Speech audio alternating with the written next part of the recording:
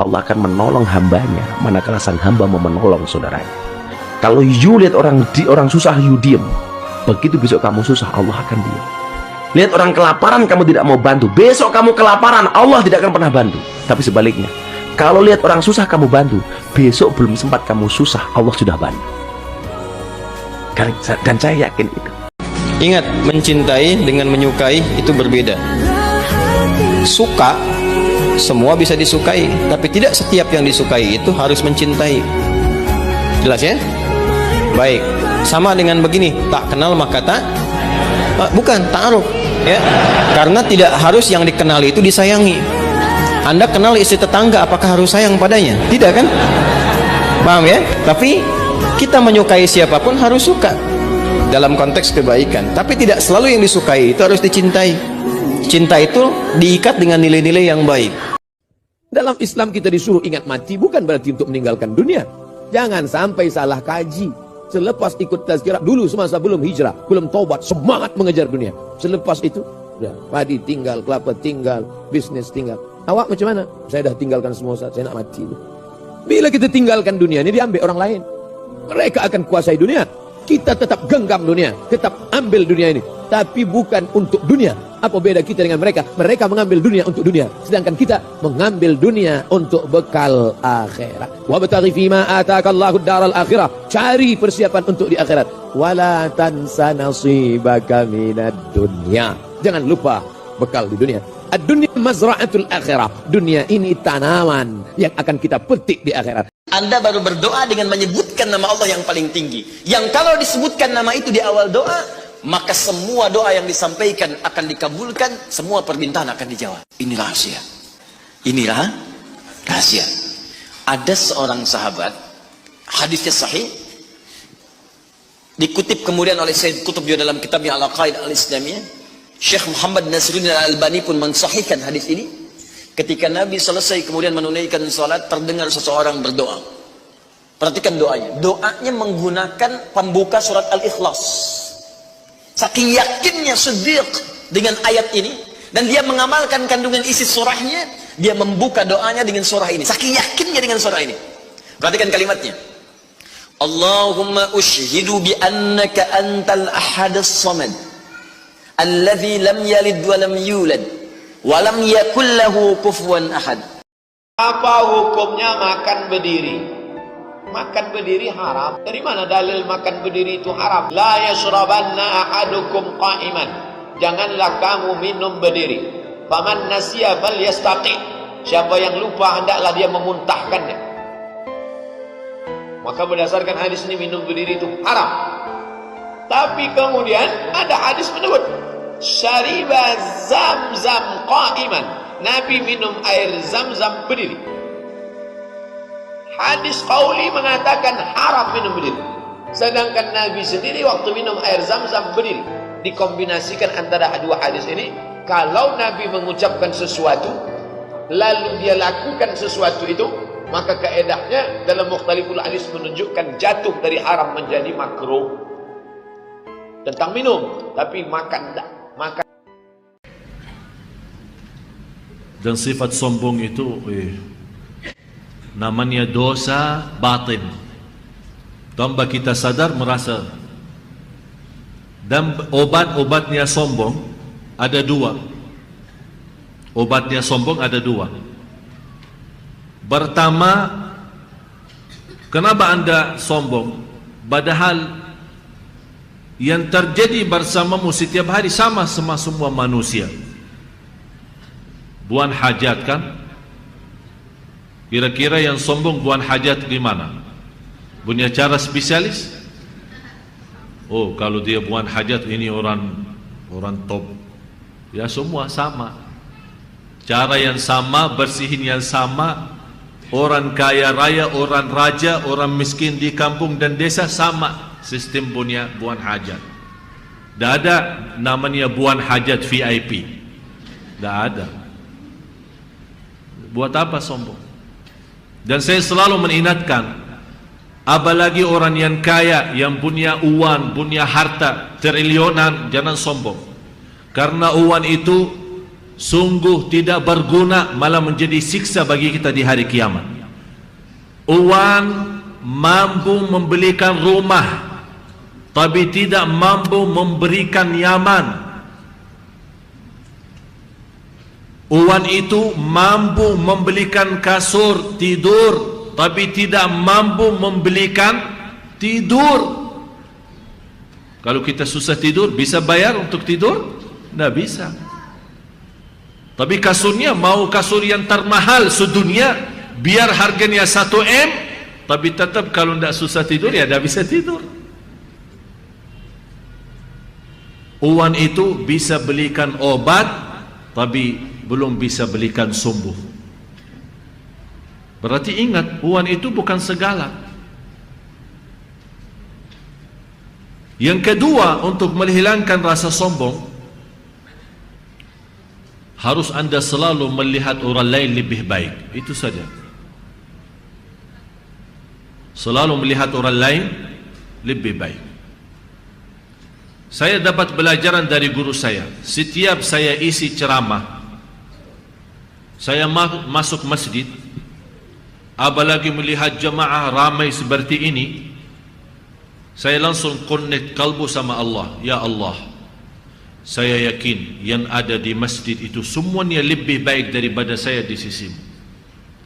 Yang kedua, ya Allah, saya datang kemari bukan menajar jamaah, tapi saya datang sama-sama belajar. Karena saya tahu dan yakin di antara Anda ada yang lebih tahu ilmunya daripada saya. Masalahnya bukan ilmu kita banyak atau sedikit, tapi masalahnya taufik dari Allah. Oleh karena itu duduk, yang bicara Allah gerakkan lidah saya, bukan karena ilmu saya banyak atau sedikit, bukan. Bukan karena saya orang Madinah punya kelebihan, tidak.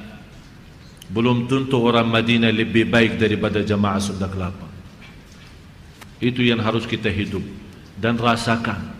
Selalu siapapun yang kita lihat, orang, selalu kita menganggap orang itu jauh lebih baik daripada diri kita sendiri.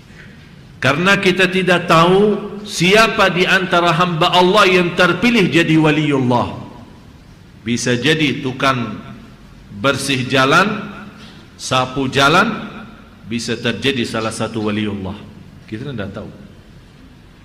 Oleh karena itu Allah sembunyikan waliullah di antara hamba-hambanya. Tidak boleh orang tahu.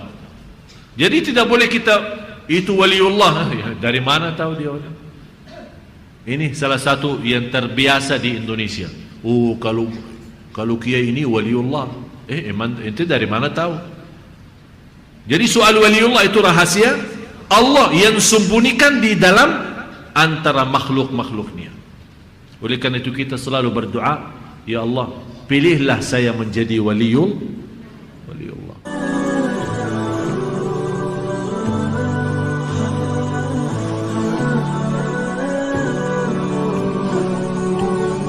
Jadi kalau ada yang cerita ke saya itu tentang pengalaman masa lalunya yang luar biasa kelam, saya itu selalu bukan takjub ke dianya, takjub ke Allahnya. Bukan takjub karena dia bisa berhijrah, takjub karena Allah masih menyelamatkan dia dan menghijrahkan dia. Sehingga ketika dengar cerita kayak gitu, yang kita ucapkan adalah Masya Allah, Alhamdulillah. Bukan, wah hebat lo ya, dulu pernah bunuh orang, pernah ini, pernah, semua dosa pernah gue lakuin dah. Itu gak perlu bangga, karena kalau dia gak diselamatin Allah, dulu udah celaka dengan dosa-dosa itu. Tapi karena Allah selamatkan, akhirnya dia diberi kesempatan. Bikin dosa dibiarin sama Allah. Bikin dosa dibiarin, bukan dibiarin berbuat dosa, dibiarin supaya dia kembali kepada Allah, dikasih kesempatan. Dan itu gak sehari, bertahun-tahun kan kita kayak gitu. Masih aja Allah biarin, masih Allah kasih kesempatan. Ini artinya teman-teman, benar, kulla yaumin huwa fi sya'an. Setiap hari itu Allah selalu jagain kita. Ayah ibu kita gak bisa mencintai kita seperti cinta Rasulullah. Pasangan kita yang katanya sehidup semati gak bisa mencintai kita seperti cintanya Rasulullah. Di mana cintanya Rasulullah? Nanti di padang mahsyar ditampakkan ke hadapan beliau, ini Firdaus, ini surgamu wahai Muhammad. Nabi Muhammad gak akan tersenyum sedikit pun. Beliau nanya, umatku di mana ya Allah? ini Firdaus. Umatku di mana ya Allah? Mereka di padang mahsyar, langsung balik lagi keluar dari surga. Coba, satu-satunya orang yang pada hari itu yang sangat sibuk mondar-mandir, sibuknya luar biasa, cuma satu orang, Muhammad Sallallahu Alaihi Wasallam. Itu sibuk banget. Di mana sibuknya Rasulullah? Ketika lagi di padang mahsyar, Rasulullah langsung mencari mana umatku. Dia cari, siapa kamu? Umat Muhammad. Sini. Siapa kamu? Umat Muhammad. Kumpulin semuanya umatnya. Kemudian Nabi sujud kepada Allah dengan sujud yang sangat lama. Ya Allah, berikan saya kesempatan untuk memberi minum kepada umat-umat saya. Mereka kehausan ya Allah. Kasihan mereka di bawah terik matahari. Akhirnya Allah mengatakan, ya Muhammad, ini telaga Al-Kausar. Beri minum kepada umatmu. Fasalihat, perempuan yang solehah. Kalau bahasa sekarang, cewek yang solehah. Artinya fasalihatu qanitat.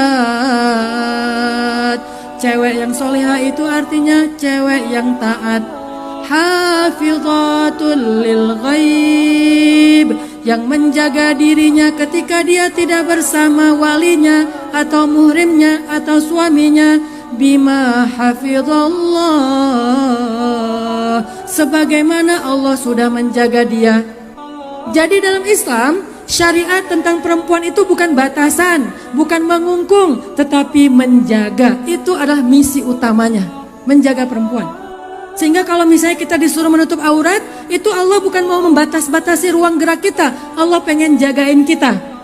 Teman-teman bilang sama Allah, ya Allah, hamba sedang jatuh ya Allah, hamba sedang terpuruk ya Allah, hamba sedang sakit ya Allah, hamba mohon ya Allah, kuatkan hamba ya Allah, kuatkan hamba ya Allah, kuatkan hamba ya Allah.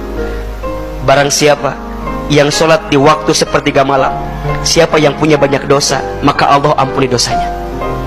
Yang punya keinginan, maka Allah kabulkan keinginannya. Yang sedang punya kesulitan, Allah tunjukkan jalan keluarnya. Minta sama Allah. Termasuk ikhwan, kalau antum ingin diangkat derajat dalam hidup, jaga sholat tahajud. Ini janji dari Allah. Nanti dibuka ya, surat Al-Isra ayat 79. Setelah itu lanjut sholat sunnah 2 rakaat sebelum subuh. Ya, sholat sunnah 2 rakaat sebelum subuh seperti mendapatkan apa? Dunia beserta isinya, bahkan lebih baik daripada dunia beserta isinya. Setelah itu tentu sholat subuhnya berjamaah kalau bisa yang ikhwan antum. Ada 3 sholat sunnah yang kalau bisa teman-teman jangan sampai tinggalkan ya, usahakan hadirkan dalam hidup kita. Yang pertama sholat tahajud itu. Belajar bangun di sepertiga malam, ambil air wudhu, bentangkan sajadah, dirikan sholat tahajud. Disitulah momentum terbaik yang sangat dekat dengan Allah Subhanahu wa Ta'ala. Ayo teman-teman mau nangis, nangis di situ. Ada air mata yang ketika menetes tidak akan pernah rugi. Kapan ahilman? Saat air matamu menetes ketika engkau berdoa kepada Allah Subhanahu wa Ta'ala. Ada 2 mata yang tidak akan tersentuh api neraka. Yang pertama, mata yang menangis karena menyesali dosa yang pernah dia lakukan. Dan yang kedua, mata yang terbuka karena senantiasa melihat kebesaran Allah, memperbaiki ibadahnya di hadapan Allah Subhanahu wa Ta'ala. Ayo belajar bangun di sepertiga malam, dirikan sholat tahajud, belajar berkholwat dengan Allah, belajar bermesraan dengan Allah. Teman-teman bilang, ketika dia menjauh darimu, jangan kau maju mengejarnya. Jangan, karena hanya akan ada 2 option. Ketika kau maju mengejarnya, semakin kau banting hargamu, semakin dia buang muka darimu. Percaya, semakin ilfil dia. Tahan diri.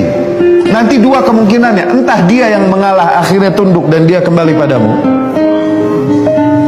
atau yang kedua dia tetap ilfil dan pergi. Minimal kau tetap punya harga diri. Arab berkata, wa syarrur rijali man tu'addibuhul mar'ah. Seburuk-buruknya rejal nih yang dididik, diatur, ini nama harimnya. Itu psikologi wanita. Semakin dia dimohon, semakin ilfil. Dia mau melihat lelaki yang kuat, yang tegar. Ketika dia melihat lelakinya merendahkan diri di depan, ilfil dia. Makin udah. Ma khuliqalaka, kalau sudah diciptakan untukmu, lan yafutaka, maka pasti tidak akan luput dari. Kalau lepas dari kita, berarti tidak diciptakan. Kalau kita buat baik, kita cakap baik, kita amal baik, kita niat baik, Allah kasih baik-baik. Kalau datang yang tak baik, berarti Allah mau menguji kita. Kalau datang yang baik, berarti Allah mau buat kita bersyukur. Kalau datang yang tak baik, berarti Allah mau buat kita bersabar. Habiskan takutmu kepada Allah, sehingga kau tidak lagi merasa takut akan apa yang terjadi di masa akan datang. Semuanya sudah kau serahkan kepada Allah. Begitu kau langkahkan kaki, bismillahi tawakkaltu ala Allah, la haula wala quwwata illa billah. Begitu kau sudah dongakkan kepalamu, kau berkata, hasbunallah wa ni'mal wakil. Cukuplah Allah sebaik-baik penolong. Ni'mal maula wa ni'man nasir. Wala haula wala quwwata illa billah. Hebatnya manusia ini, satu perbuatan salahmu 99 hilang. Tapi hebatnya Allah, satu taubatmu 99 dosamu hilang. Lalu yang kau cari ini ridha Allah apa ridha manusia? Ridha Allah. Kalau mau dicari ridha manusia ini capek kita. Sekali kita salah, 99 amal baik kita hilang.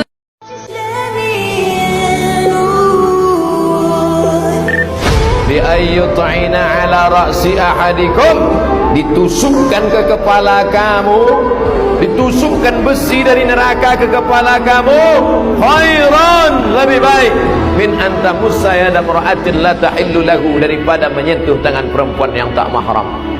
Kadang-kadang bukan karena kita pengen dipuji orang, tapi kita nggak rela diremehin orang, itu yang bikin kita ria kan? Bukan karena kita pengen dieluk-elukan, dipuji, dapat banyak like, dipuja-puja, bukan itu. Itu kita masih kadang-kadang bisa ngerem, tapi kita nggak sanggup bertahan, nggak bisa sabar kalau diremehin orang. Akhirnya kita bocorin juga kebaikan kita. Habis. Misalnya kita lagi berharap sesuatu, tetapi khawatir bisa nggak saya mendapatkan itu. Tiba-tiba ingat nih, tapi kan Allah Maha Kuasa. Ya udah deh, saya percaya aja sama Allah, selama itu baik pasti Allah akan berikan untuk saya. Itu namanya zikir hati. Atau ketika kita sedang dapat musibah, tiba-tiba kita ingat Allah, Allah pasti mau menggantinya dengan yang lebih baik dari ini kalau saya sabar dan saya ridho. Itu namanya zikir hati. Ketika kita mau berbuat dosa, tiba-tiba ingat Allah, jadi mengurungkan niat kita untuk berbuat dosa, jadi nggak berbuat dosa lagi, maka itu adalah zikir hati.